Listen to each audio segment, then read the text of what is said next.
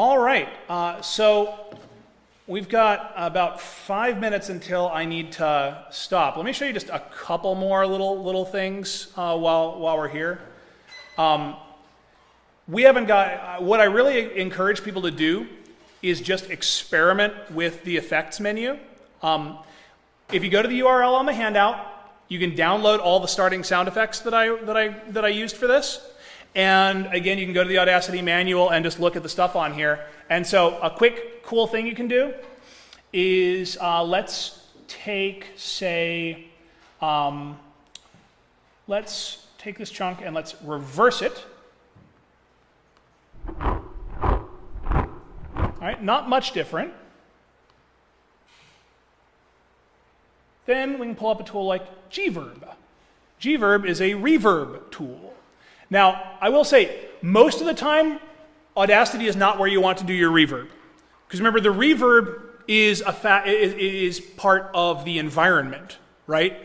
So that's something you're probably going to want to do in mastering. So you have one sound effect of boots marching, and then in Reaper, or whatever you're mastering in, if for this scene we want them to be marching through a town where sound is reflecting off of buildings, or a cave, or woods, or whatever, then we would apply non-destructive reverb in there, all right? But here I can tweak things like the size of the room I want things to be in.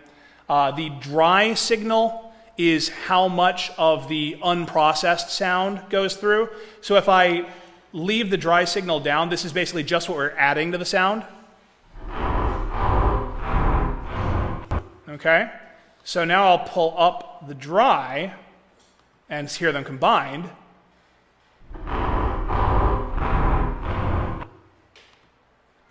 And we'll do one more thing.